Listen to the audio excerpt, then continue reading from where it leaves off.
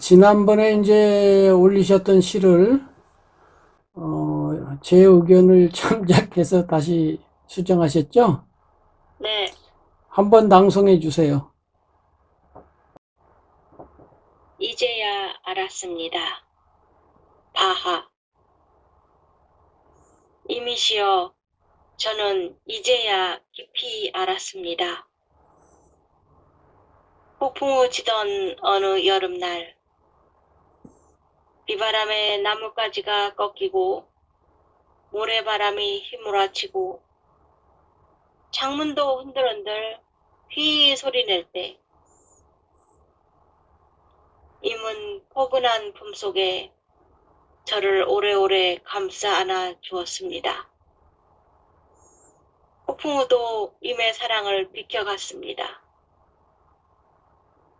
임의 진짜 사랑이 폭풍우 속에서 저에게 왕관을 씌워 주었습니다. 오 임이시여, 저는 이제야 깊이 알았습니다. 임이 저를 얼마나 사랑하는지를. 이렇게 고치셨는데, 본인이 생각할 때 지난번 거하고는 어떻게 달라졌고, 어때요? 느낌이 어떤가요? 이렇게 고치고 나니까. 네, 지난번에는 조금 이렇게 임의 사랑을 이제 깊이 알기까지의 그 과정이 조금 추상적으로 나와 있었다고 한다면, 이번 시는 그 임의 사랑을 이제 알 수 있도록 그 임의 사랑과 이제 대비가 되는 어떤 시련 이런 것들이 좀 구체적으로 드러나 있고요. 어, 예, 좀 그 임의 사랑을 깊이 알 수 있게 해줬던 그런 폭풍우라든지 이런 뭐 시련에 해당이 되겠죠. 이제 그런 것들이 조금 더 부각이 되어서 그런 임의 사랑이 더 잘 드러나는 것 같아요. 이번 시가요. 음, 그러니까 이제 볼륨감 내지는 무게감이 생기는 거죠. 더, 예, 예. 저, 부피가, 그 행수가 많아진 것도 아닌데도 전체적인 부피가 좀 헤비해진, 그렇죠? 중량감이 생긴, 예, 그런 느낌이 좀 있죠. 예, 그래서 이제, 그거는 저도 그렇게 생각하는데요. 다만 이제, 비바람이 불고, 나뭇가지가 꺾이고, 창문이 흔들거리게 됐단 말이에요. 그래서 포근한 품속에 저를 감싸 안았다, 이렇게 됐는데, 감싸 안은 건 맞는데, 이런 비바람이 치면은 나보다 큰 어떤 존재가 나를 주로 보호하겠죠.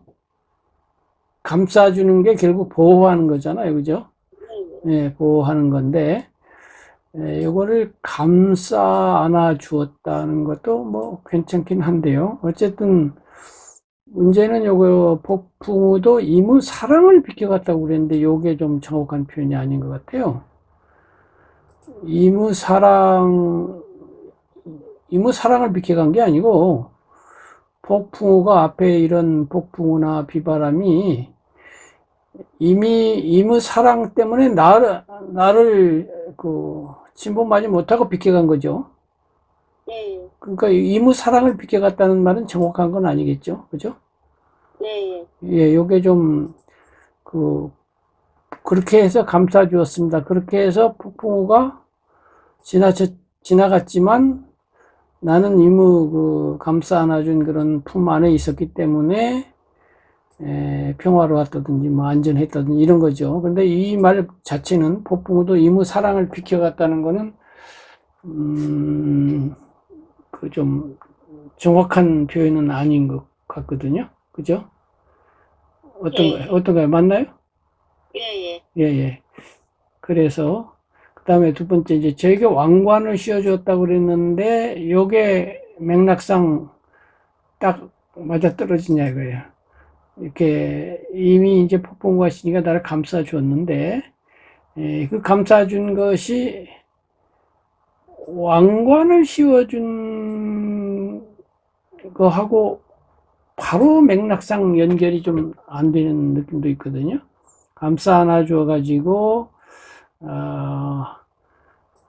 폭풍에도 불구하고 내가 이제 안전했는데, 그래서 이 뭐 사랑 속에서 내 마음에서 뭐 평화가 나온다든가, 내 마음 안에서 기쁨이 나왔다든가, 무슨 뭐 향기가 나왔다든가, 행복이 나왔다든가, 꽃이 피었다든가, 이런 거는 맞겠는데, 왕관을 씌워준다는 거는 이제 영광스럽죠. 영광스럽게 해준다는 것인데, 어떤 면에서는 임은 굉장히 큰 분인데, 이제 지난번에 말씀하시기로는 신을 의미한다고까지 말씀하셨단 말이에요. 그런데 신 앞에 있는 피보호자로서 나는 이제 타고르 영향과 관련해서 보면, 타고르는 굉장히 신 앞에 겸손한 자세를 취하죠. 그러면서 여기 이무 발을 쉬는 대가 있나이다. 이무 지친 발을 이 대 위에 얹고 쉬소서. 그러면서 항상 저는 이 가냘픈 한낱 갈대 피리를, 이렇게 하면서 자기 노랫소리는 부족하고 부끄럽습니다만은 이렇게 이야기하거든요. 꼭 그래야 된다는 건 아닌데, 크나큰 신의 사랑 앞에서 내가 왕관을 딱 써버리면 나도 신만큼은 아니지만 나도 제법입니다. 뭐 이런 거 되잖아요. 그죠? 그러니까 어떤 겸손한 태도는 아니에요. 이 진술 자체가, 신이 왕관을 씌워줬다는 거는 이제, 대체적으로 일반적으로 말하면은 이제 대관식을 하면은, 서양에서는 이번에도 그 필립 왕이 대관식을 했는데, 캔터베리 대주교가 왕관을 씌워주죠. 그 대주교는 신의 대행자란 말이에요. 그 신이 왕관을 씌워준다는 거는 내가 왕이 된다는 뜻이기 때문에, 좀 그렇다 이거죠. 근데 이 왕관이 타고르처럼 아침이 너로 왕관을 씌울 때 이렇게 하면 그건 또 달라요. 내가 쓰는 건 아니니까. 그래서 요 점을 한번 검토해 보셨으면 좋겠어요. 그래서 이런 느낌이 드는데, 제 얘기를 듣고 나니까 어떤가요? 맞아요. 맞아. 예, 정말 미처 생각도 못했는데. 그런 의미가 있겠죠. 그래서 좀 겸손하게, 타고르를 다시 한번 읽어보세요. 타고르가 얼마나 그 임 앞에 그 겸손하면서도 비굴하지 않은, 겸손하다고 해서 뭐 비굴하지 않아요. 우아한 그런 거를 좀 한번 잘 음미하셔가지고, 여러 번 말씀드렸습니다만은 한 번이 아니고 조금씩 이렇게 좋은 시와 비교하면서 이렇게 수정해 나가는 그 자체가 많은 공부가 되리라고 보고요. 자, 우리 이 선생님 들어오셨는데, 이 선생님도 바하님이 올리신 카톡에 있는 거 보셨죠? 좀 의견을 좀 말씀해 주세요. 님의 침묵, 그런 그 시에서 나왔던 그 임하고 비슷한 인상을 받았었고, 그리고 그 이후에 또 수업은 못 들었지만 그 타고르의 시도 함께 조금 그 참고가 될 수 있다고 이렇게 말씀을 하셨습니다. 그런데 그 어떤 절대자의 품속에서 안식을 취하고자 하는 그런 열망을 자연이나 또 상징적인 것을 이용해서 써주셔가지고 그런 어떤 간절함 같은 거를 좀 느낄 수 있었습니다. 예. 그런데 이 선생님은 계속해서 작품을 안 내시는 건가요? 예, 아직은 지금 못 내고 있는데 생각해 보겠습니다. 예, 뭐 안 내셔도 강요하는 건 아니고. 그런데 이제 제가 알기로는 이 선생님하고 오늘은 안 오셨지만은 김 선생님 이제 수필에 관심이 많으신 것 같아요. 그래서 그동안 바하님을 중심으로 바하님이 이제 시를 내셨기 때문에 시 가지고 오래 얘기를 했는데, 오늘은 이제 수필 이야기를 한번 하면 좋겠어요. 계속 시만 이야기 했으니까. 그래서 이제 수필 얘기를 하려고 제가 몇 가지를 준비를 했어요.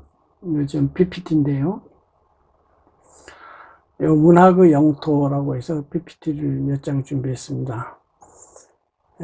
요거는 이제 저의 이론이에요. 제가 그 수필 시학이라고 하는 2000몇 짜리 뭐 논문이라고 할지 수필론을 쓴 적이 있어요. 서울대학교 김봉군 교수님이 전체적으로 또 검토까지 해주신 원고인데, 거기에서 앞에서 이제 문학론을 김정빈식 문학론을 전개를 하고 거기에 입각해서 수필을 토론을 했는데, 이제 김 교수님 평가로는 김정빈류의 수필 시학 하나가 훌륭하게 됐다 이렇게 좋게 말씀하시더라고요. 그 앞에 있는 부분을 요약한 겁니다. 거기에서 저는 제일 먼저 인간이 뭐냐부터 시작해서 이제 제 식으로 말하면 전국지도를 먼저 얘기하고 그다음에 도단위, 군단위 이런 식으로 토론했거든요. 그래서 인간이 뭐냐가 제일 큰 부분이고 제일 큰 전국지도 그 부분에서 인간을 외행과 내화의 존재라고 제가 규정을 했어요. 요거는 이제 중국의 유가 사상하고 불교 사상을 기반으로 약간 제가 변형한 거예요. 그게 뭐냐면, 인간이라는 건, 외행은 뭐냐면, 밖으로 나가서 행동한다, 이런 거예요. 인간의 삶은 밖을 향해서 타자, 타인, 타물, 세계와 상대하는 면이 있고, 안으로 들어와서 자기가 자기를 상대하는 또 면이 있잖아요. 그걸 내화라고 그랬어요. 안내자, 변화한다는 화예요. 그래서 인간은 외행과 내화의 존재다. 이렇게 간단하게 정의를 했어요. 그래서 외행을 대표하는 인간 활동이 경제, 정치, 군사다. 다른 것도 많이 있겠지만 이 크게 세 가지다. 밖으로 경제적 활동을 하고 정치적 활동을 하고 군사적 활동을 한다.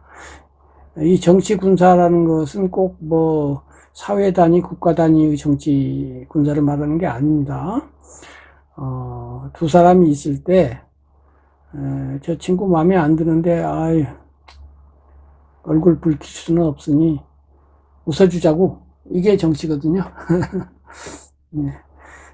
정치라는 게 뭐, 단 두 사람만 있어도 정치가 있는 겁니다. 군사도 마찬가지예요. 어떤 의견 불일치 내지는 이익 불일치가 있을 때 조정을 하고 거기서 성공하면 정치지만은 조정이 실패하면 어떻게 돼요? 큰 소리가 나오고 다투고 이렇게 시작되죠. 다투면 군사예요. 두 사람이 다투어도 군사라고요. 이런 의미가 있고요. 여기에서 이제 수많은 그 스트레스가 생기고 부담이 생기죠. 그걸 가지고 내화, 돌아오죠. 자기 자신으로 돌아와서 안으로 이것을 소화시켜야 되겠죠. 해소하거나 승화하거나 해야 되죠. 그 대표적인 활동이 종교, 철학, 예술이라고 저는 봤어요. 그 중에 이 세 가지를 이야기하면 또 이야기가 길어질 거니까 이 세 가지가 있다. 이제 이렇게 했고요. 그 중에 이제 예술. 이 예술이 이제 전국지도에서 예술이란 도야. 6개의 도가 있는 거예요. 전국 지도를 보니까 인간 활동이 6개의 도로 나뉘네. 예술도로 들어가니까 이제 여러 가지 군들이 또 있겠죠, 하위로. 그 중에 음악, 미술, 문학만 이제 3개의 군이 있다, 이렇게 된 거예요. 이렇게 됐는데, 이 그림에도 보다시피, 음악은 요만하고 미술은 조금 키가 더 크고 문학은 좀 키가 더 크게 이렇게 그렸어요. 그래서 위에 보면은 제목 자체가 문학의 영토죠. 문학은 기본적으로는 예술이지만 철학적 부분이 음악, 미술보다 많다. 이렇게 돼서 영토가 크다 이거예요. 위에가 철학이고 밑에가 예술인데 음악은 예술을 기본으로 하면서 철학이 조금 걸친다. 9대1. 철학이 한 10% 된다. 음악가 중에 위대한 철학가가 별로 없어요. 미술가 중에도 별로 없는데 문학가 중에는 철학가가 많아요. 그 철학하고 많이 겹쳐서 그래요. 6대4, 철학사, 예술 6 이렇게 되어 있다고 볼 수 있어요. 문학은. 미술은 음악보다 조금 많은 것 같아요. 제 생각에는. 왜 음악보다 미술이 철학이 많다고 생각하냐면 특히 현대 미술로 오면요. 그 철학적 의미 때문에 좋은 작품이다라고 평가받는 게 많아요. 극단적으로 화장실 변기를 갖다 놓고 이것이 예술품이야 뭐 이런 사람도 있고 그래요. 그게 철학적 의미에서 예술일지는 몰라도 아름다워서 예술은 아니잖아요.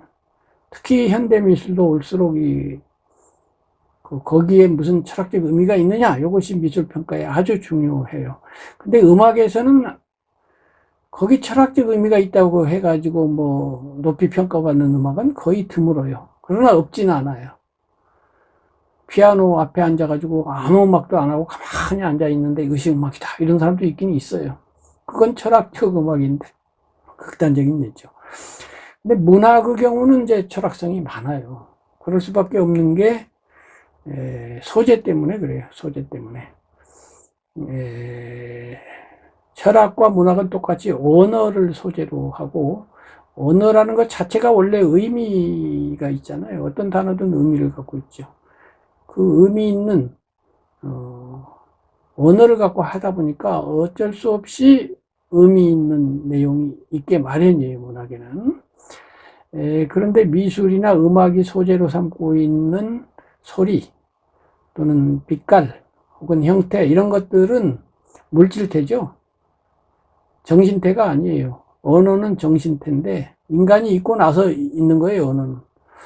근데 소리라든가 색깔이라든가 형태는 인간이 있거나 없거나 자연 속에 있죠. 근데 언어는 인간이 등장하고 나서 있지요. 인간과 정신과 관련된 거죠. 이런 차이 때문에 문학은 예술이면서도 철학성이 많다 이런 거고요. 그 다음에 이제 언어를 쓰는데 여러 번 얘기한 1차 언어와 2차 언어. 그래서 1차 언어는 개념을 통해서 소통을 해요. 그래서 일상생활할 때 그렇게 하죠. 지금 제가 하고 있는 말들이 다 이런 것들이죠. 이것이 심화되면 철학이 되죠. 좀 추상적이에요. 근데 예를 들면 이 나쁜 놈, 여기도 이 나쁜 놈 두 말이 있는데요. 말 그대로 1차적으로 나쁜 놈 보고 한 말이에요. 이 나쁜 놈하고 욕을 한 거예요. 근데 2차 언어에서는 형상화를 통한 소통을 해요. 개념을 통한 소통을 하지 않아요.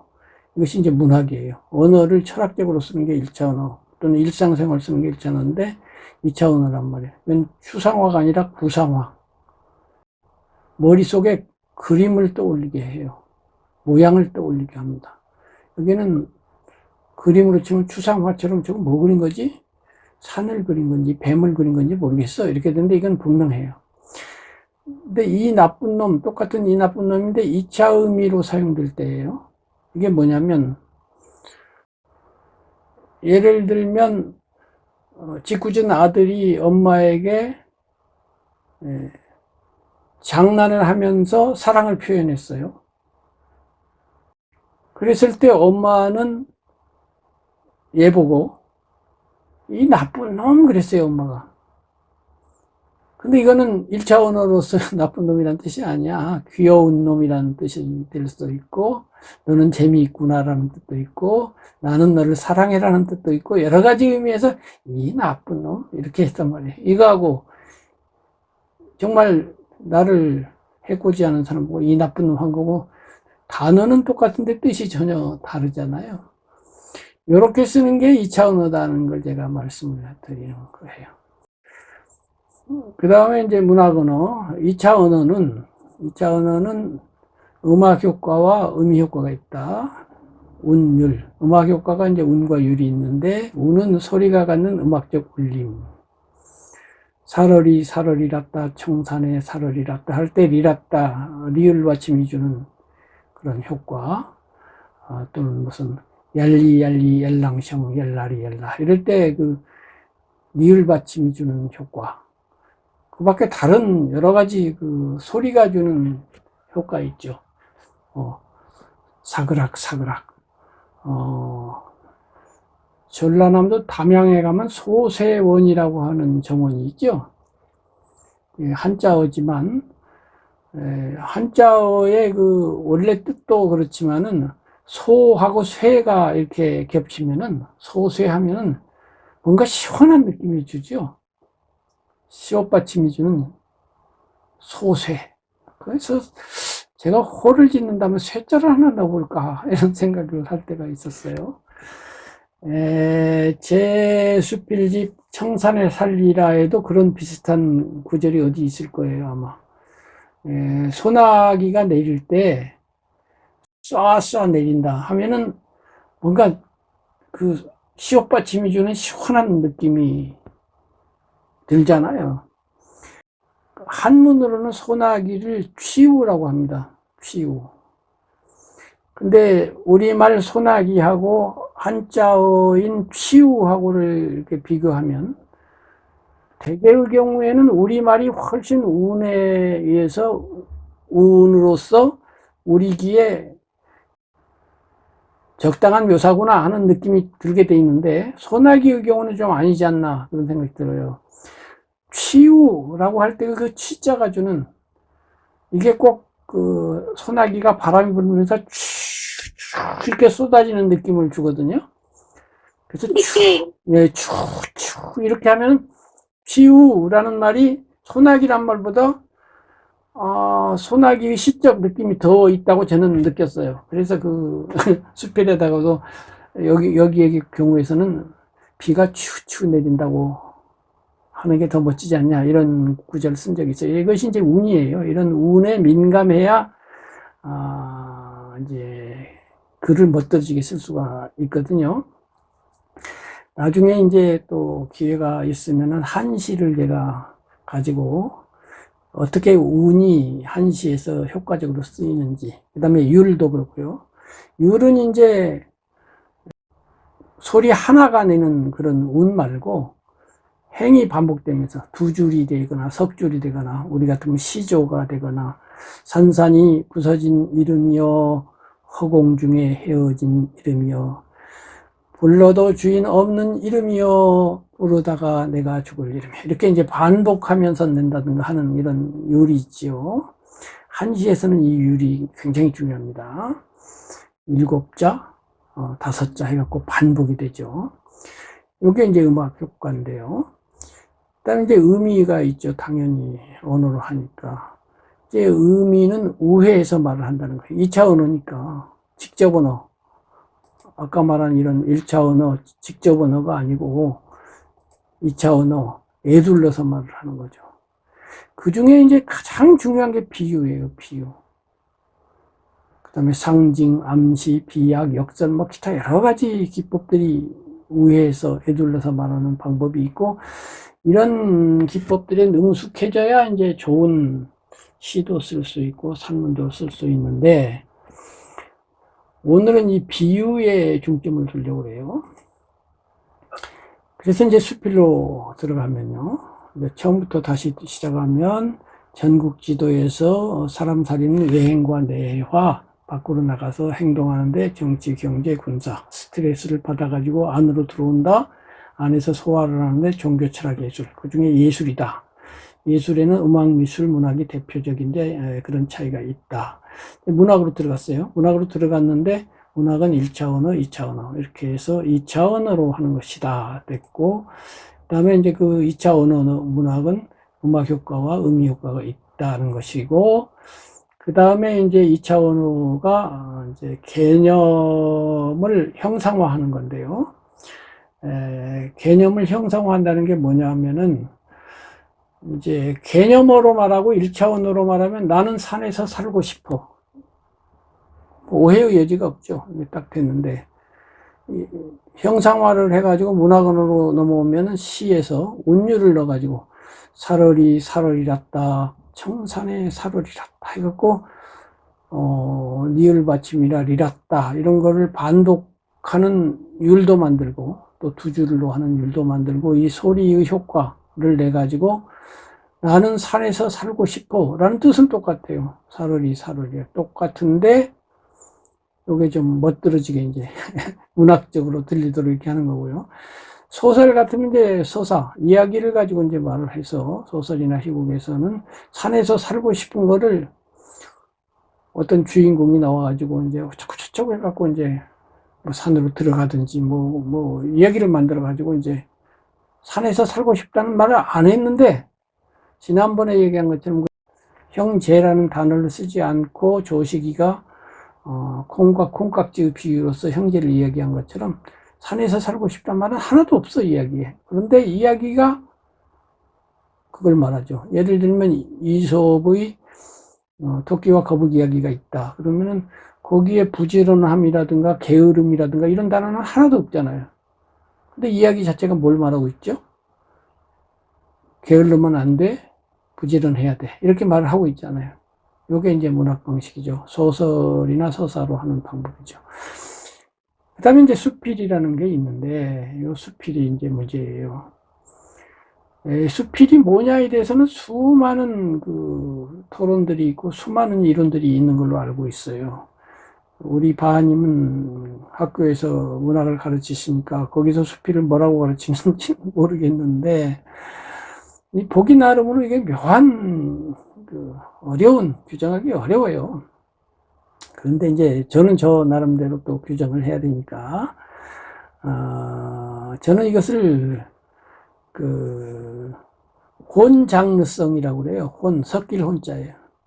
장르들이 섞이는 그런 특성을 가지고 있어요. 그래서 시적일 수도 있고, 소설적일 수도 있고, 희곡적일 수도 있고, 평론적일 수도 있고, 이 평론이라는 건 기본적으로 철학적이라는 거예요. 그리고 이거 에세이형으로 나와서 개념적으로 쓸 수도 있어요. 비문학적으로 쓸 수도 있는 거예요, 심지어는. 그걸 선택적으로 이용해서, 그래갖고 뭘 하느냐? 무드를 창조한다, 이렇게 됐어요. 이 무드라는 개념은요, 외국의 무슨 평론가가 한 이야기를 바탕으로 한 것이고, 그 평론가 이름이 갑자기 생각이 안 나는데요. 그거를 윤호영 선생이 또 인용해갖고 강조를 하셨어요. 그래서 저도 그걸 이어받은 건데요. 시에서는 이제 시적 심상을 만들어내는데 이제 중점이 있고, 소설에는 이야기를 만드는데 중점이 있는데, 수필에서는 무드를 만든단 말이에요. 그러면은 시가 만들어내는 그거하고 상당히 비슷해요, 이 무드가. 근데 약간은 또 다르기도 해요. 이 무드에 대해서는 나중에 자세히 이야기를 하겠는데요.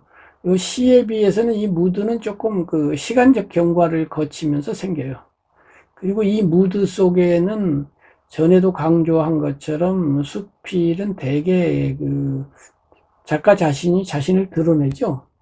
시와 소설에서는 소설이 가령 1인칭 사소설이라고 할 때 나는 이라고 하면서 소설 속에서 나라고 하는 사람이 등장한다고 해도 그 나가 소설가는 아니죠. 작품 속에서의 화자죠. 어린 왕자에서 나는 이라고 비행사가 말을 하고 있는데 그 비행사가 생텍쥐페리가 아니죠.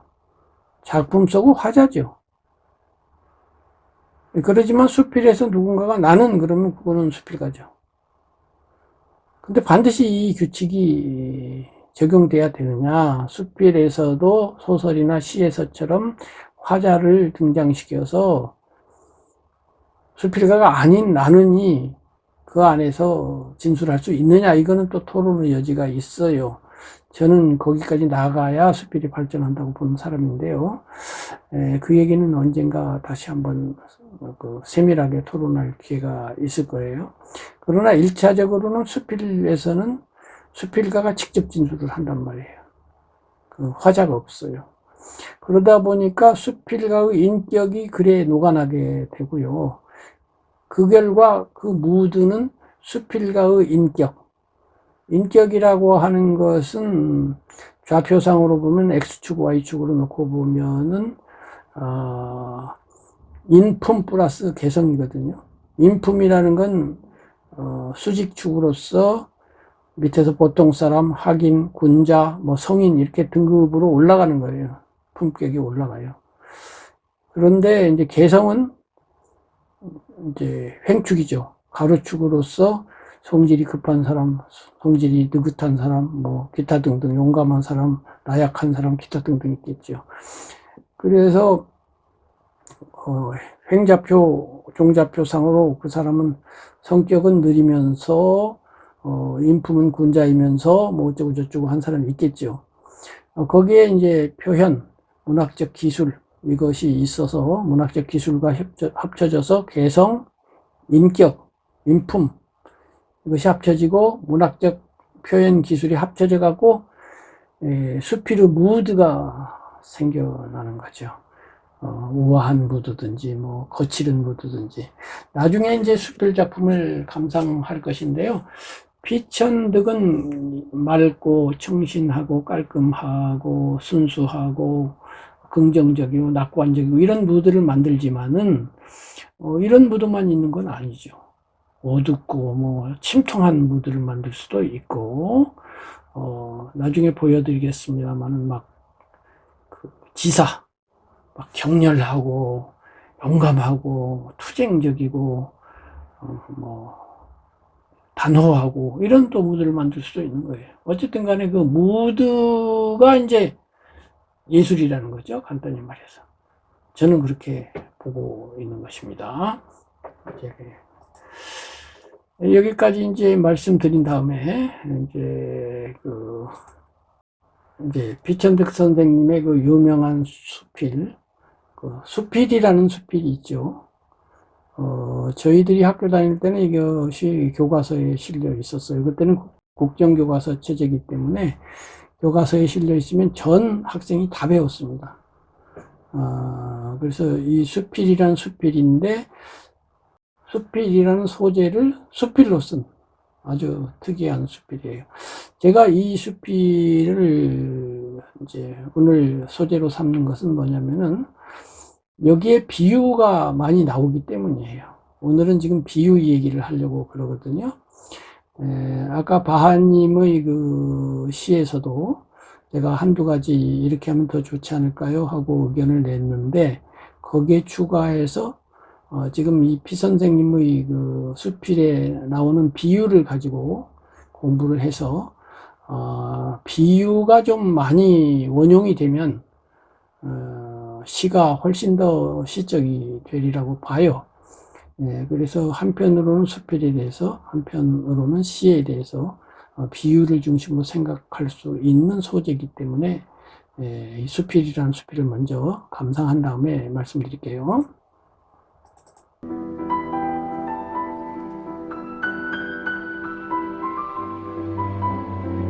수필 비천득. 수필은 청자 연적이다. 수필은 아니요 학이요 청초하고 몸 맵시 날렵한 여인이다. 수필은 그 여인이 걸어가는 숲속으로는 평탄하고 고요한 길이다. 수필은 가로수 늘어진 페이브먼트가 될 수도 있다. 그러나 그 길은 깨끗하고 사람이 적게 다니는 주택가에 있다. 수필은 청춘의 글은 아니요 36살 중년 고개를 넘어선 사람의 글이며 정렬이나 심오한 지성을 내포한 문학이 아니요 그저 수필가가 쓴 단순한 글이다. 수필은 흥미는 주지만은 읽는 사람을 흥분시키지는 아니한다. 수필은 마음의 산책이다. 그 속에는 인생의 향취와 여운이 숨어 있는 것이다. 수필의 색깔은 황홀 찬란하거나 진하지 아니하며 검거나 희지 않고 퇴락하여 추하지 않고 언제나 오나오니하다. 수필의 빛은 비둘기 빛이거나 진주 빛이다. 수필이 비단이라면 번쩍거리지 않는 바탕에 약간의 무늬가 있는 것이다. 그 무늬는 읽는 사람의 얼굴에 미소를 띠게 한다. 수필은 한가하면서도 나태하지 아니하고 속박을 벗어 나고서도 산만하지 않으며 찬란하지 않고 우아하며 날카롭지 않으나 산뜻한 문화이다. 수필의 재료는 생활 경험, 자연 관찰 또는 사회 현상에 대한 새로운 발견 무엇이나 다 좋을 것이다. 그 재제가 무엇이든 간에 쓰는 이의 독특한 개성과 그때의 무드에 따라 의외의 고치에서 나오는 액이 고치를 만들듯이 수필은 쓰여지는 것이다. 수필은 플롯이나 클라이맥스를 필요로 하지 않는다. 가고 싶은 대로 가는 것이 수필의 행로이다. 그러나 차를 마시는 것과 같은 이 문학은 그 방향을 갖지 아니할 때에는 수돗물처럼 무미한 것이 되어버리는 것이다. 수필은 독백이다. 소설가나 극작가는 때로 여러 가지 성격을 가져 보아야 된다. 셰익스피어는 햄릿도 되고 폴로니아스 노릇도 한다. 그러나 수필과 램은 언제나 찰스 램이면 되는 것이다. 수필은 그 쓰는 사람을 가장 솔직하게 드러내는 문학 형식이다. 그러므로 수필은 독자에게 친밀감을 주며 친구에게서 받은 편지와도 같은 것이다. 덕수궁 박물관에는 청자 연적이 하나 있었다. 내가 본 그 연적은 연꽃 모양을 한 것으로 똑같이 생긴 꽃잎들이 정연히 달려 있었는데 다만 그 중에 꽃잎 하나만이 약간 옆으로 꼬부라져 있었다.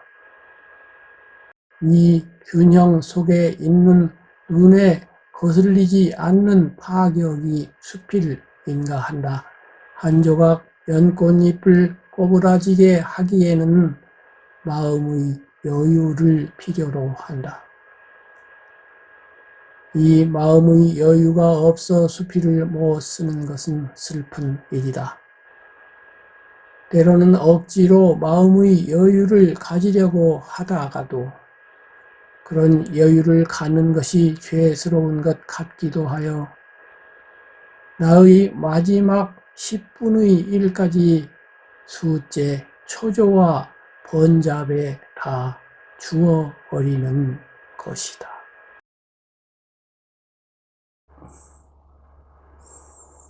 자, 여기까지인데요. 우선 감상 소감부터 말씀해 주시겠어요? 어느 분이 먼저 말씀하실래요? 어떻게 보면은 그 강의하신 내용이 또 이렇게 작품으로 이렇게 잘 설명을 해주신 것 같고 딱 와닿게 느껴집니다. 그래서 그런 청자 연적 또는 그 숲으로 난 깨끗한 길, 또 그 차와 같은 어떤 은은한 향이랄까 그런 무늬가 좀 있어야 되지만 또 너무 두드러지지 않아야 되고 마음의 행로대로 이렇게 가야 된다는 것을 이렇게 쉽지 않겠지만 이제 그런 수필의 작법에 대해서 이렇게 무엇보다도 잘 이렇게 은유적으로 잘 표현을 해주셔서 도움이 많이 되는 것 같습니다. 바하님도 한 말씀. 예, 예. 저는 이제 뭐, 이렇게 정말 잘 쓰여진 수필은, 뭐, 이렇게 산문시라고 해도 될 정도로 정말 운율도 있고, 정말 그 리듬도 있고, 좀, 수필도 어떻게 보면 짧은 수필, 그 다음에 이제 간결하게 이렇게 예, 쓰여진 그런 수필도 잘 배열하면 뭐 시가 될 수도 있을 정도로 예, 특히 이제 피천득 선생님의 그 어떤 수필은 예, 예, 그거를 정말 이거를 시로서 써도 이걸 조금 바꾸어서 시로 써도 될 정도로 아름답다 뭐 이런 생각이 들었습니다. 예. 그래서요. 제가 이제 유튜브에 이 수필이라는 수필 한 편, 이게 원고지로 한 7장 정도 되는 걸로 알고 있어요. 보통 수필이 원고지 15장을 표준으로 삼는데 절반 길이죠. 그런데 이 7장짜리 수필을 가지고 제가 1시간 동안 강의를 해서 올려놨습니다. 그렇게 할 말이 많아요. 이 짧은 글인데도요. 저는 피 선생님의 수필 중에서 3편을 특별히 명편으로 보고 있는데요. 아까도 말씀드린 것처럼 제가 보기에는 수필이라는 건 시적일 수도 있고 소설 내지는 스토리적일 수도 있고 그런데요. 요거는 시적인 수필의 대표격인 거예요. 특히 비유가 많아서 그래요. 비유를 세보니까 14가지 비유가 있거든요. 수필에 대한 비유가 청자연적, 난, 학, 여인, 그 다음에 길, 그 다음에 뭐 이렇게 여기서 쭉 나가다가 또 뭐 여러 가지 있어요. 비둘기빛, 진주빛, 뭐 비단, 뭐 기타 등등. 그 다음에 이제 스토리가 있는 서사 수필로서는 유명한 인연이 대표적인 작품이고요. 반은 서사이고 반은 시적인 또 수필이 있는데 그게 5월이에요. 언젠가 이들 수필은 따로 제가 한번 감상하는 시간을 가지려고 합니다. 그 중에 이제 이 수필은 그 비유가 많은 그런 수필인데요. 우선 여기에 나오는 피 선생님의 수필론이죠. 말하자면 수필로 쓴 수필론인데 이 수필이 정답이라고 생각하실 필요는 없어요. 이것은 어디까지나 피천득이라는 분이 바라본 수필론이지 전부 다 이렇게 써야 되는 건 아니에요. 오나우미하게만 쓰라는 법도 없고요. 황홀찬란하거나 진하지 아니하며 그랬는데 황홀찬란하게 써도 돼요. 자기 무드가 그러면 그렇게 하는 거지. 그러나 이제 피천득은 이렇다는 거예요. 나는 이렇다는 것이지 이것이 뭐 모두 그래야 된다는 건 아니거든요. 수필가들 중에는 이 수필이 너무 유명해가지고 피천득 때문에 수필의 범주가 너무 좁아졌다 이렇게 피천득 선생을 비판 내지는 비난하는 사람도 있는데 그건 번지수를 잘못 잡은 거예요. 피천득이 그렇다고 그랬지 당신까지 그러라고 그런 건 아니거든요. 당신은 당신 나름대로 하면 되지 여기 걸리적거릴 필요는 없어요. 이제 그걸 전제로 하고요. 그런데 여기에는 문학을 2차적으로 쓴 비유, 이런 비유도 있지만 1차적으로 쓴 부분도 있어요. 예를 들면 수필은 흥미는 주지만은 읽는 사람을 흥분시키지는 아니한다. 이거는 비유가 아닌 그냥 1차 언어인 거예요. 그렇잖아요. 근데 마음은 산책이다. 이건 2차 언어죠. 비유니까. 그런데 또 인생은 향취와 여운이 숨어 있는 곳이다. 이거는 1차 언어예요. 그래서 1차 언어, 2차 언어가 있고, 그 다음에 수필의 재료는 생활 경험, 자연 관찰, 뭐 어쩌고저쩌고 해서 이것도 설명이에요, 그냥. 비문학적인 글이에요. 그래서 전체가 다 문학적이기는 어려워요. 아무리 문학적으로 쓴다고 해도. 피 선생님의 수필 작법 중에 특징적인 것이 다 그런 건 아닌데 대표작들을 보면 대개 보면은 3단 구조로 돼 있어요. 수필은 청자연적이다. 해갖고 이제 청자연적이라고 하는 이 첫 구절이 대단해요. 이건 따로 설명하기로 해요. 마지막에 덕수궁 박물관에는 청자연적이 하나 있었다 해갖고 처음에 청자연적을 얘기해놓고 마지막에 청자연적을 하고 중간이 있고 그래서 3단이죠. 3단으로 되어 있는 글이 많아요. 인연이라고 하는 수필도 보면은 이번에 춘천에 가려다 말았다. 그러면서 거기서 성심여대가 있었다. 그러고서 내가 어렸을 때 성심여학원 해가지고 그걸 계기로 이제 2단계로 들어가죠. 현재 춘천 성심여대. 그다음에 두 번째 내가 어렸을 때 성심여학원. 그래서 아사쿠아의 얘기를 쭉 하다가 마지막에 오는 주말에는 춘천에 가려 한다. 소양강 가을 경치가 아름다울 것이다. 이렇게 해서 다시 현재로 돌아와가지고 미래를 향하면서 춘천 얘기가 또 나와요. 이렇게 3단 구조로 되어 있는데, 예전에 KBS에서 피천득 선생님 특집을 1시간 한 적이 있는데, 그때 인연을 아나운서가 낭독하는데 마지막 구절을 빼더라고요. 오는 주말에는 춘천에 가려 한다. 소양강 가을 경치가 아름다울 것이다. 이 두 줄을 읽지 않는 거예요. 근데 이거는 잘못된 거예요. 그 두 줄이 의미가 아주 심장합니다. 그것 때문에 3단이 되는 건데, 그거 없으면 2단이 되어버리고, 2단이 되면 숨이 일관하지가 않아요. 마무리가 안 되는 거예요. 처음에 이렇게 해서 다시 청자연적 하면서 이게 딱 완결성이 떨어지게 돼 있어요.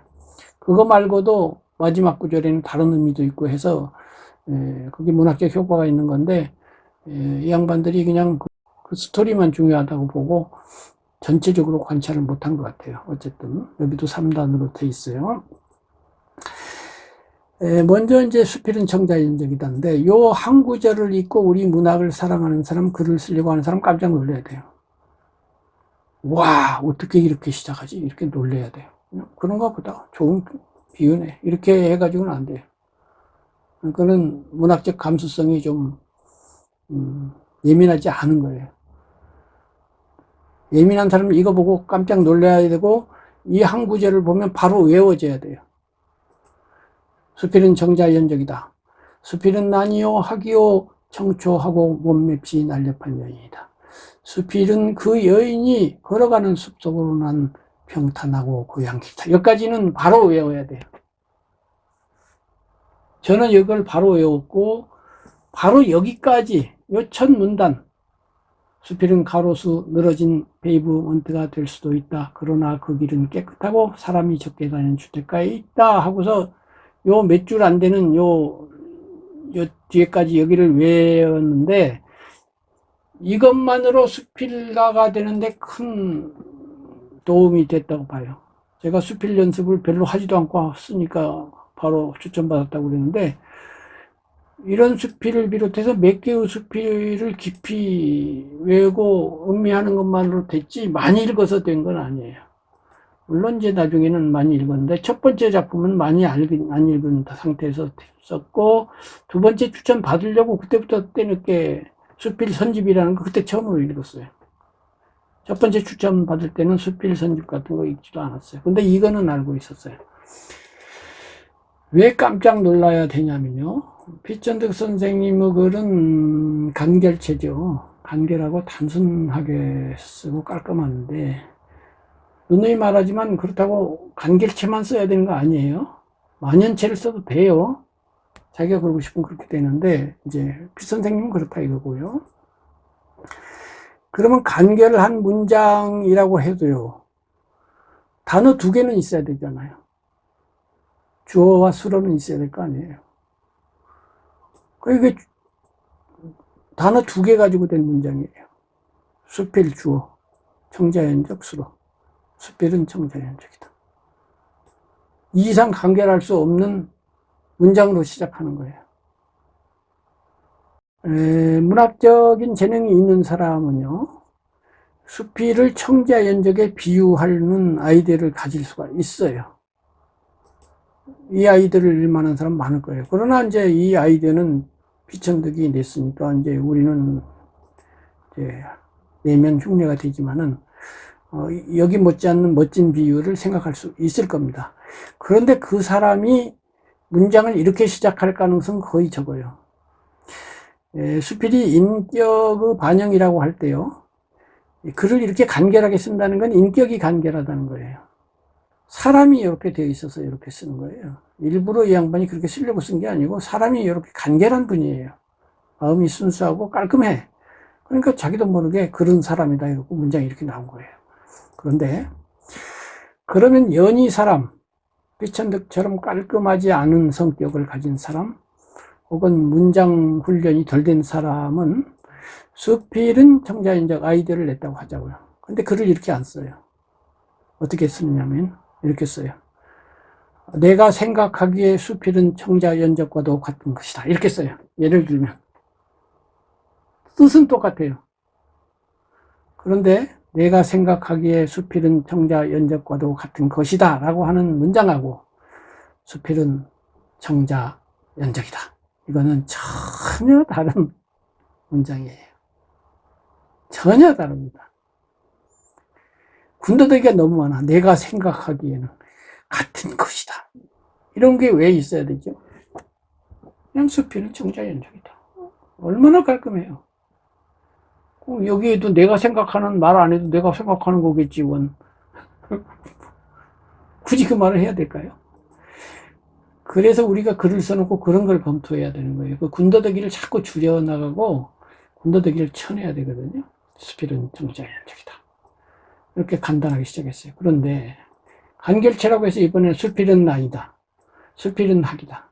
수필은 여인이다. 그러면 이게 리듬상 답답하게 짝이 없는 글이 되겠죠. 이렇게 이것은 이제 단문이죠. 단문인데 이 두 번째는 복문이잖아요. 주어 하나에 수어가 여러 개 배열되어 있어요. 세 개가. 수필은 주어 하나에 난, 학, 여인. 복문이에요. 단문을 쓰고 그 다음에 복문을 씀으로써 리듬감이 생기는 거죠. 수필은 청자연적이다. 깔끔하게 시작하고 수필은 난이요 학이요 청초하고 몸맵시 날렵한 여인이다. 리듬이 살아나는 것이고 이번에는 이요가 문제예요. 이요. 난이요하고 난이고하고는 또 달라요. 난이고 학이고 이렇게 하면 기역 받침이 주는 부딪힘과 요 이응 받침이 주는 모음으로 되어 있는 요가 주는 부드러움이 전혀 다르죠. 피 선생님은 부드러운 수필을 쓰고 싶은 분이기 때문에 이고 이러면 뭔가 턱 걸려버리는 거예요. 난하고 맞지도 않아. 학하고 맞지를 않아요. 난이요 학이요. 난과 학이 한 음절이에요. 또 예를 들면 뭐 춘난이요 뭐 백학이요도 아니고 그 다음에 난이요 학이요에는요 형용사가 없어요. 여기도 수필은 멋들어진 청자연적이다. 수필은 조선 청자연적이다. 수필은 무슨 청자이다. 그런 형용이 없어요. 수필은 난이요에도 뭐 고결한 난이요 우아한 학이다도 없어요. 그냥 난이요 학이요. 그런데 여인에 대해서는 형용이 있어요. 정초하고 몸맵시 날렵한 여인이다. 요 변화 이거를 이분이 알고 썼냐 이거예요. 그냥 쓴 건데 워낙 문장이 훈련되어 있고 인격이 이러신 분이니까 그냥 나온 거예요. 이거 기술적으로 이렇게 썼다고는 보지 않아요. 그래서 보세요. 수필은 청자연적이다. 수필은 난이요 학이요 청초하고 몸맵시 날렵한 여인이다. 요거를 낭송하면서 이 리듬감을 체화해야 돼요. 그래서 제가 누누이 외워라 하고 10번 읽어라 100번 읽어라 하는 거예요. 그냥 눈으로 씩 읽고 좋네 이래가지고 될 일은 아니에요. 그 다음에 여인인데 이번에는 여인에 대한 부연이 있어요. 앞에 거는 부연이 없어. 청자연적이다 하고서 청자연적은 어쩌고 저쩌고 나는 어쩌고 저쩌고 안 했어요. 근데 여인에 대해서는 앞에 수식도 있더니만 수필은 그 여인이 이제 걸어가요. 걸어가는 숲속으로는 이번에는 길인데 여인다면 길인데 그 길이 여인하고 연결돼 있어요. 수필은 그 여인이 걸어가는 숲속으로는 평탄하고 고요한 길이다. 그 다음에 길인데 이번엔 수필은 가로수 늘어진 페이브먼트가 될 수도 있다. 페이브먼트가 이제 포도 벽돌로 이렇게 그 마감을 한 그런 도로인데, 길은 길인데, 그 페이브먼트가 이 글을 쓸 때 한국에는 별로 없었어요. 아마 이분이 이제 외국 생활도 하셨고 하니까 외국에서 본 것 같아요. 특히 유럽 같은 데 가면 많죠. 그런 길이 될 수도 있어요. 숲속으로 난 길은 아마 포장이 안 된 모래길일 것 같은데, 그게 아니고 포장도로일 수도 있는데, 아스팔트 포장이 아니고 이렇게 벽돌 포장이 된, 약간 인공성이 있으면서도 자연성도 있는 그런 길일 수도 있는데, 그런데 그 길은 깨끗하고 사람이 적게 다니는 주택가에 한가로운 데 있어야지, 막 마차가 삐그덕거리고 댕기고 하면 이게 숲이 다니는 길이 아닌 거예요. 이렇게 해서 여기까지가 한 문단인데, 간결하게 시작한 다음에 복문으로 이어받은 다음에 여인과 길을 연결한 다음에, 그런데 그 길은 이렇게 하면서 또 길을 설명하면서 이렇게 생각이 자연스럽게 흘러가면서 밀었다 당겼다 하면서 리드미컬 하면서 이렇게 한단 말이죠. 그러다가 수필은 청춘의 글은 아니요 36살 중년 고개를 넘어선 사람의 글이며, 이거는 이제 아까 비유는 없고 설명문이긴 한데 청춘의 글이 아니에요. 꼭 36살인지 몰라도 하여튼 중년 고개를 넘어선, 나이가 좀 들어서 인생 좀 산 사람이 쓰는 건데 36살이 아니라 42살 이렇게 하면 너무 싱싱한 맛이 없는 것 같고, 32살은 너무 젊은 것 같고 36이 맞기는 맞는 것 같긴 해요. 이런 이제 숫자 같은 게 재미있는 건데, 비 선생님 다른 데 보면 21살 청신한 얼굴이다. 근데 아무리 봐도 21살이 맞는 것 같은 느낌이 들긴 들거든요. 청신한 얼굴인데 27살 하면 너무 나이가 많이 든 것 같고, 20살 너무 똑 떨어지는 것 같고, 36살도 맞는 것 같아요. 5보다 6 적당한 것 같아요. 그래서 이제 젊은 시절의 정열이 다 좀 수그러지고, 아주 없어진 건 아니지만 질풍노도 시기는 지난, 그리고 심오한 지성을 매투한, 심오한 지성은 아마 50살 60살 돼야 되겠죠. 그것도 아니고 너무 철학적이지도 않고 그저 수필가가 쓴 단순한 글이다 했지만, 이게 뭐 값싼 글이라는 뜻이 아니라 이제 겸손한 의미에서 이렇게 말씀하신 거겠죠. 수필은 흥미는 주지만은 읽는 사람을 흥분시키지는 않는다. 앞에 이제 정렬이 좀 가라앉았으니까 막 흥분시키지는 않는데, 수필은 그래서 마음의 산책이다. 앞에서 길이라고 그랬잖아요. 페이브먼트를 걸어가는, 또는 숲속으로만 평탄한 길을 걸어가는 마음의 산책인데, 그런데 거기서 인생의 향취와 여운이 숨어 있어야 된다. 그 뭔가 멋이 있어야 되고 아름다움이 있어야 되고 그윽함이 있어야 되고 이렇게 되는 거죠. 그 향취와 여운에 대해서 이렇게 말씀하시는 거예요.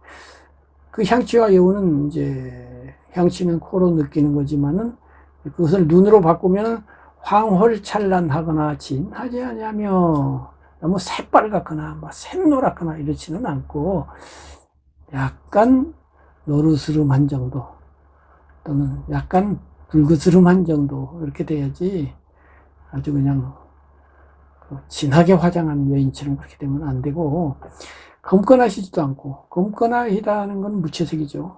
무채색도 아니고 퇴락하여 추하지 않고 언제나 나우미하다, 온 따뜻하고 우아하고 아름답고 이렇다 이거죠. 그래서 수필의 빛은 비둘기빛이거나 진주빛이다. 비둘기빛도 그렇게 회색빛에 가까우면서도 정말 황홀찬란하거나 진하지 않고 검거나 희지 않죠. 진주빛이다. 수필이 비단이라면, 비단은 원래 화려한 건데 번쩍거리지 않는 바탕이어야 되고, 번쩍거리면 황홀찬란하겠죠. 그런데 번쩍거리지 않기만 해갖고는 안 되고 무늬가 또 있어야 돼요.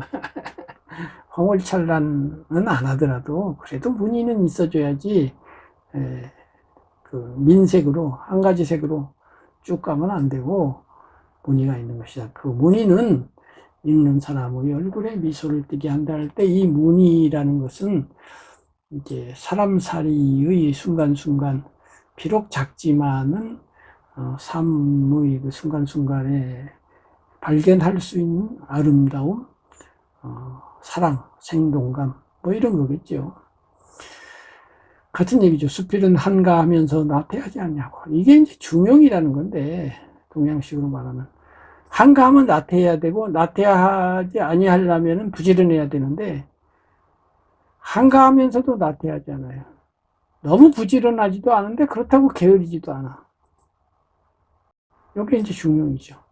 속박을 벗어나고서도 산만하지 않으며.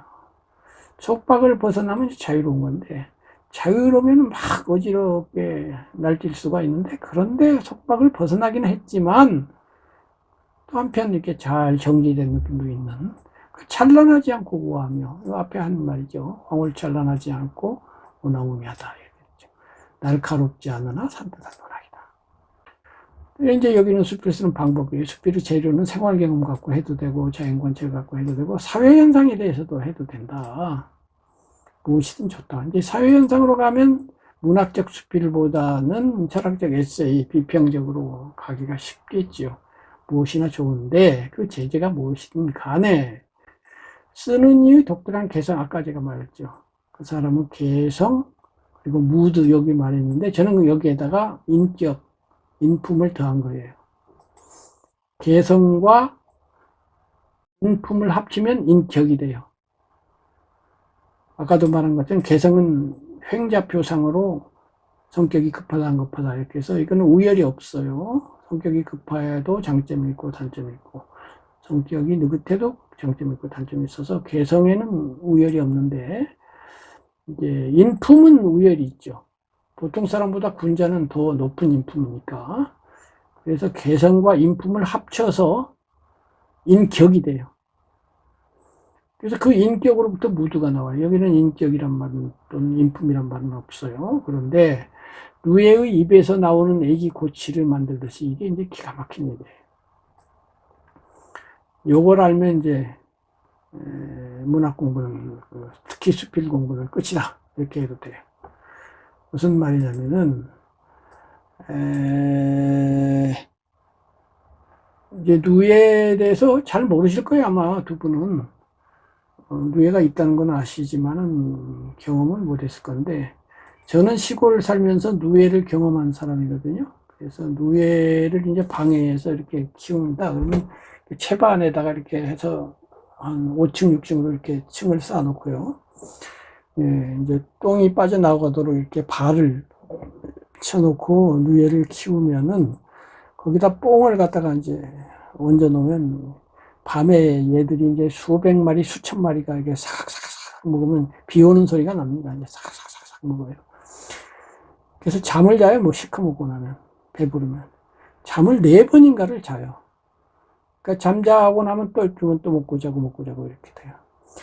그래서 이제 성충이 되면은 이제 뱃속에 애기 잔뜩 고이는 거죠. 예, 그리고 이제 그 애기 입에서 흘러나와가지고 그걸 칭칭 감아가지고 자기를 둘러싸면 그게 고치가 되는 거예요. 흰 고치가 되는 것이고 이 고치를 물에 담궈가지고 실을 자아내면 그게 이제 비단의 실이 되는 거예요. 아주 가느다란 실이 되고 그걸로 천을 짠 비단이 되는 건데 입에서 액이 나와요. 넘쳐서 나와요. 쥐어짜서 나오는 게 아니라 고였기 때문에 흘러 넘쳐요. 마치 잘 익은 술이 개워서 넘치듯이 흘러 넘치는 거예요. 글을 이렇게 쓰란 말이에요. 흘러 넘치게 쓰라 이 말이에요. 쥐어짜서 쓰지 말라는 거예요. 억지로 쓰지 말고 제가 지금 문학을 지도하는 방식이 그거예요. 문학 속에 푹 잠기고 삶 속에 푹 잠기고 그러다 보면 언젠가 누에가 액을 토하듯이 토해져 나온다 이 말이에요. 그러면 이제 보통 문학 청탁이라고 해서 잡지사 같은 데서 글을 써주세요 하면 이제 그때 작가가 뭘 써보지 하고 해서 이제 짜내게 돼요. 대부분은 글 쓰는 경우는 그래요. 근데 이상적이기는 그렇게 하지 말고 청탁이 왔거나 말거나 쓰지 말고 마음에서 우러나올 때까지 그냥 기다려라. 이게 원래는 맞아요. 그런데 이렇게만 하기는 힘들기는 해요. 피천득 선생이라고 해서 다 이렇게만 글을 쓰시지는 않았으리라고 봐요. 그러나 기본적으로는 이렇게 하셨어요, 본인이. 왜 그러냐면 피 선생님이 글이 유명하고 좋으니까 잡지사에서 수없이 청탁을 해요. 저도 문학 잡지사에 있었는데 매달 수필을 기본적으로 피 선생님한테는 청탁을 하는데 절대로 원고가 들어온 적을 저는 4년 동안에 하나도 원고를 받지 못했어요. 그래서 왜 안 쓰십니까? 라고 물어본다고요. 그럼 대답이 간단해. 문학이라고 하는 것을 내가 특별한 경험을 했거나 특별히 인상적인 일이 있었거나 이건 글로 쓰고 싶거나 하는 일이 있어야 되는데 그런 일이 없어요. 근데 내가 어떻게 하라고? 이게 답이에요. 그런 분 보고 뭐라고 말하겠어? 더 이상 할 말이 없는 거예요. 정말로 쓰고 싶은 것만 안 쓴다 이거지. 괴테도 그런 말 하더라고요. 자기는 경험하지 않은 걸 쓴 적이 단 한 번도 없다. 사랑의 시를 썼을 때는 반드시 사랑하면서 썼다. 이렇게 하는데 피 선생님이 정말 누에의 입에서 나오는 애기 만들듯이 썼기 때문에 평생 쓴 수필이 한 100편밖에 안 되고 얼마 안 되는 거예요. 그 대신 쓴 거는 기가 막힌 거죠. 그래서 이렇게 쓰면요. 사실은 이거는 저절로 나온 거기 때문에 이걸 가지고 평가를 받는다든가 뭐 남의 칭찬을 받는다든가 이거는 아무 관계가 없어요. 그냥 쓰고 싶어서 쓴 거예요. 내가 좋아서 쓴 것이고 그냥 우러나온 거예요. 그 자체에서 이미 보상이 끝난 거예요. 이것은 이제 도라고 말해야죠. 문학의 도입니다. 지난번에 이제 놀이와 장난과 산책이 이 과정 자체가 의미가 있고 과정 자체가 목표다. 목표에 종속되어서 산책하는 것이 아니다. 무언가를 위해서 하는 게 아니라 산책 자체가 목적이다. 라고 했는데 글쓰기도요. 글을 써서 유명해진다. 글을 써서 남의 칭찬을 받는다. 글을 써서 널리 읽긴다 하는 것 때문에 쓰는 것이 아니고 쓰고 싶어서 저절로 써지니까 우러나와서 이렇게 쓰면 이것도 산책이나 장난이나 놀이처럼 이 자체가 목적인 거예요. 발표는 하거나 말거나 관계없는 거예요. 이렇게 되면 이제 도가 되는 건데 이렇게 글을 쓰는 건 이상적이긴 한데 현실적으로는 거의 어렵습니다. 어렵지만은 기본적으로 이러하다라고 하는 것은 확실히 알아둘 필요가 있습니다. 그래서 이제 쭉 넘어가고요. 그 다음에 이제 수필은 독백이다 했는데 이것도 같은 얘기죠. 독백이란 말 자체는요. 아까 그 유해고치 얘기처럼 독백은 누구 들으라고 하는 거 아니잖아요.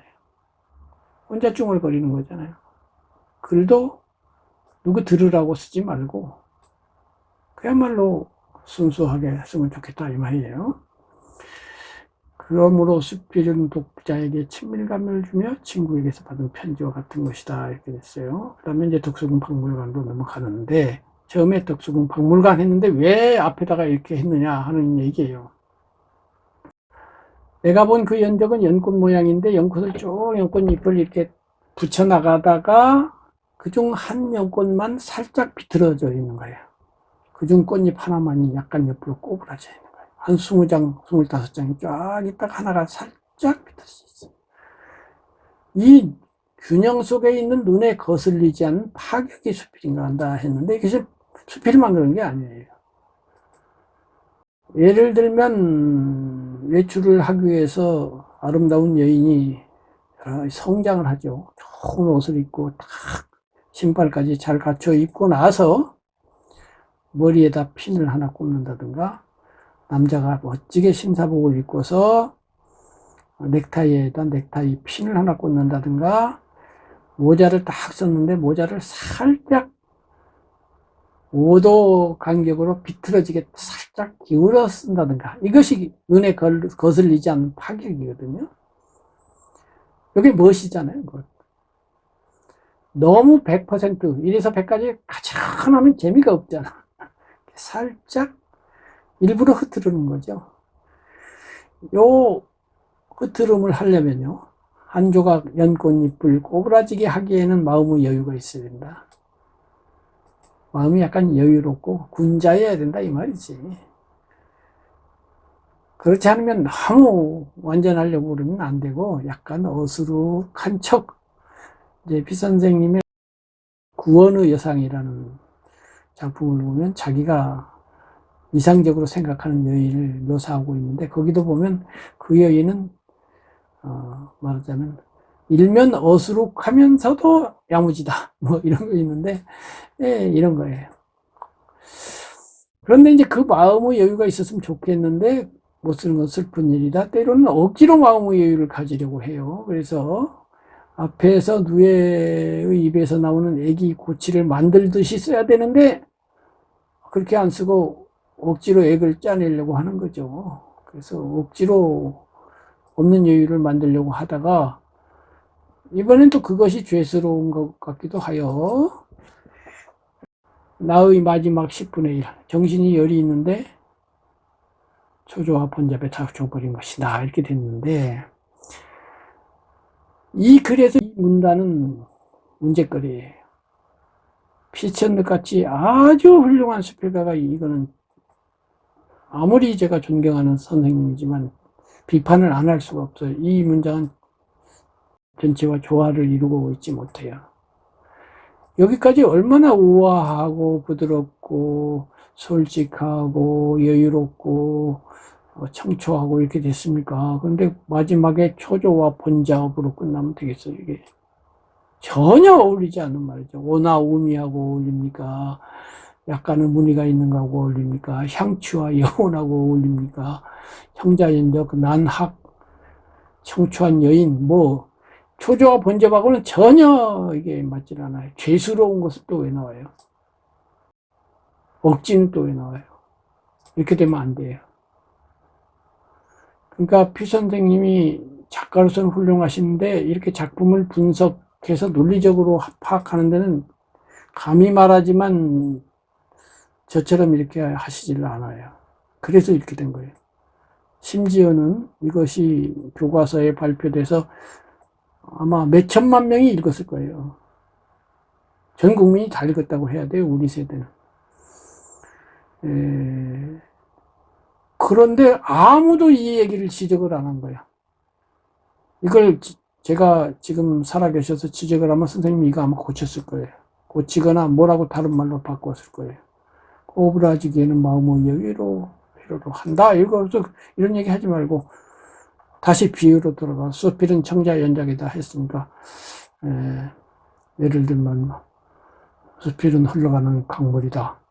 뭐 오늘도 나는 그 강물 앞에 뭐 사랑의 마음을 가지고 거닌다라든가 뭐 뭐라고 할지는 모르겠어요. 모르겠는데 이렇게 간결간 이 수필은 청자인득이다. 수필은 난이다. 수필은 여인이다. 라는 식으로 이렇게 짤막한 이런 비유로 딱 해서 딱 끝내버렸더라면 아주 기가 막혔을 뻔 했는데 특히 청자 연적과 연관해서 했으면 더 좋았겠지요. 근데 여기다가 죄스러운 초조와 번잡 이거는 좀 아니지 않나 저는 이렇게 생각을 합니다. 그래서 이제 여기까지 이제 수필이라고 하는 기가 막힌 명작 감상을 했는데 요점은 이제 비유라 이 말이에요. 청자연적 난학 비유 이 비유인데 이 비유를요 바하님의 창작으로 들어가 보자고요. 바하님 같으면 이제 요런 데다가 이제 비유 공부를 하셔가지고 폭풍우 치는 여름날 나무가 꺾이고 휘말릴 때 이런 걸 어떻게 또 이무포근한 품속 할 때 이 품속을 뭐라고 비유할 건지 직접 포근한 품속에서 감싸 안아 주었다 했는데 감싸 안음이라는 단어를 안 쓰고도 비유로서 말할 수는 혹 없을런지 복부가 비켜간 거를 비켜갔다고 안 했는데 형제라는 단어를 안 쓰고 형제를 묘사한 것처럼 할 수는 혹 없을런지 이런 걸 한번 고민해가지고 제가 주문을 너무 심하게 하는 건지 모르겠습니다만은 한번 고민해 보시면 좋겠어요. 그래서 이제 비유에 대해서 오늘 설명을 드렸고 그 비유가 얼마나 글을 문학답게 하는지, 그런 그것과 관련해서 지금까지 설명 들은 거에 대해서 좀 말씀을 해주세요. 우선 이 선생님 말씀해 주세요. 이 넘쳐 나오는 듯한 그런 어떤 표현의 열망이 항상 있는 것은 아니지만, 이제, 평상시에 조금, 그런 문학적인 표현을 위한 그런 좀 소재를 한번 더 찾아보도록 하겠습니다. 그리고, 간결하고 이런 게, 간결한 데서 나오는 어떤, 간결하지만 그 안에 굉장히 많은 걸 내포하고 있는 이런, 문학 작품을 좀 써볼 수 있으면 좋을 것 같습니다. 전에 이제 윤호영 선생님 작품도 올리고 불국사기행도 올렸는데 그런 글들에는 이런 비유들이 이렇게 깔끔하고 쉬우면서도 이렇게 많이 활용 안 되고 있잖아요. 그리고 그런 글들에는 한문들이 많잖아요. 여기는 한문, 물론 뭐 한문으로 된 단어들이 많지만 그 한문으로 된 단어 누구나 쓰는 단어지 뭐 특이한 단어 이런 거 별로 없으면서도 그냥 쉽게 읽히는데 뭔가 이게 말하자면 맛이 있잖아요. 맛이, 그죠? 피천득만한 맛, 그런 맛을 느끼면서 이제 좋다고 여기시면은 앞에 부분이라도 좀 여러 번 읽고 외울 수 있으면 외우시면 좋을 거라고 생각이 됩니다. 자, 바하님도 말씀해 주세요. 이 수필이라고 하는 정말 이 샌드 선생님의 그 명문장을 아주 이렇게 자세하게 이렇게 설명해 주셔서 너무 감사하고요. 아까 저는 이제 이 글도 너무나 훌륭한데 이제 비천도 선생님께서 이제 원고 청탁을 많이 받으셨지만 그냥 이렇게 많이 그것에 응하지 않고 정말 좋은 글을 쓰셨을 때 이제 이렇게 발표하셨다는 얘기를 저는 듣고 이렇게 창작을 하는 것이 굉장히 사실은 이제 어려운 것이고 숭고한 일인데 너무나 가볍게 생각을 제가 해온 것이라는 생각이 들었어요. 그래서 좀 제가 최근에 이제 시를 쓰는 게 조금 이제 재미가 생겨가지고 아니 계속 쓰세요. 그래갖고 너무 무서워갖고 안 쓰면 안 돼요.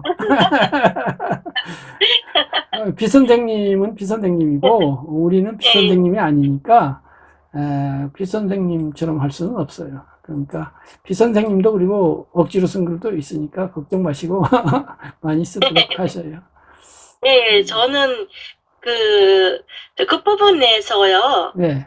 마지막 부분에서 저는 이제 우리 김정민 교수님의 그런 평가 너무 저도 공감하고 좋다고 생각하는데 예를 들면은 여기까지만 있으면 어떨까 싶어요. 그러니까 이 마음에 여유가 없어 수필을 못 쓰는 것은 슬픈 일이다. 이 문장까지만 그래도 있으면 돼요. 그래도 되죠. 예. 그런데 예. 요 밑에 죄스러운 거하고 초조화분자 때문에 아주 그냥 마지막 뒷맛이 음식을 우리가 다 먹고 나서 디저트라는 걸 먹어서 뒷맛을 하잖아요. 이게 뒷맛이 초조와 번잡이 뒷맛이 되어버리니까 청자연적이라고 하는 멋들어진 그 첫맛에서 뒷맛이 좀 그렇다 이 말이에요. 아까 같은 수필 있잖아요. 저 인연. 인연 그 두 줄이 왜 중요하냐면 그 뒷맛 때문에 그래요. 거기도 보면은 아사코와의 인연을 세 번째는 아니 만났으면 좋았을 것이다 이렇게 돼 있잖아요.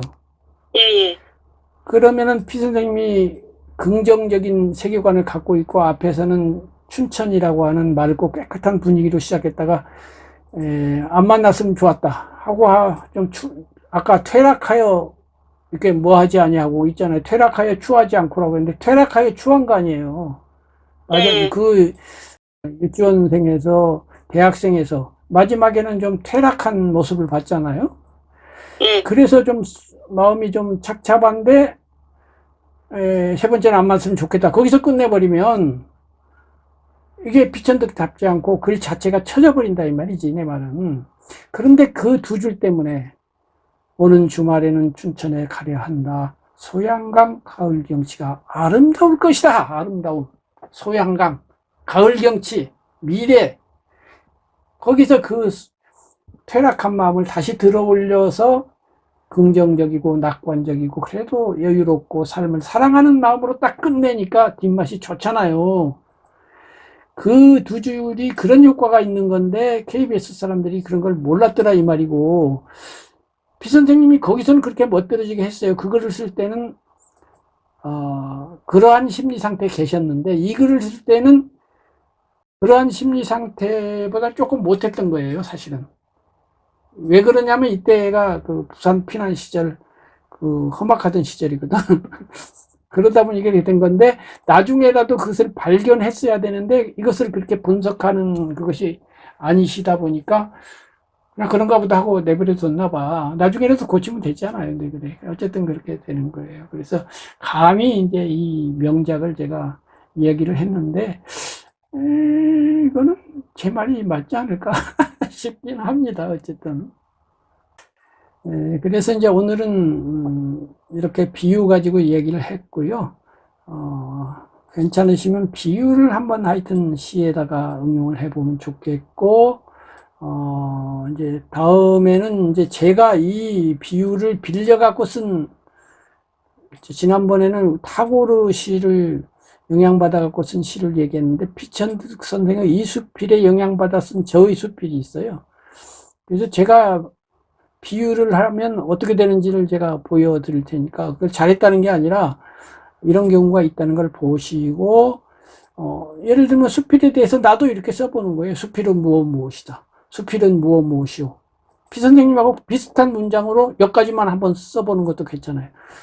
수필은 뭐 푸른 하늘이다. 수필은 뭐 물이요. 수필은 무시요. 이렇게 한번 그냥 써보는 거예요. 흉내내서. 그 자체가 문장 훈련이거든요. 그래서 숙제 비슷하게 낼 테니까 한번 그렇게 써보시든지, 아니면 바하님 같으면 새로운 시 혹은 그 시에서 이무사랑을 비유로 좀 한번 해보면 어떨까, 그런 생각이 드네요. 적어도 이 선생님도 이런 비유는 해볼 수 있잖아요. 수필에 대해서든 또는 다른 거 마찬가지예요. 뭐 무슨 주제든 간에 이렇게 비유 같은 걸 한번 이렇게 쭉 이렇게 멋들지게 요까지만 한번 써봐요. 이렇게 한 문단만. 예, 한번 뭐 비유로 예, 시도해봐요. 우리 저 바하님도 시에다가 하든 문장으로 하든 한번 해서 올려갖고 그거 가지고 다음 얘기를 좀 해봐도 문장 훈련이 될 것 같습니다. 그러면 오늘 여기까지 하겠습니다. 다음 주에 뵐게요. 감사합니다. 네, 수고하셨습니다. 감사합니다. 예.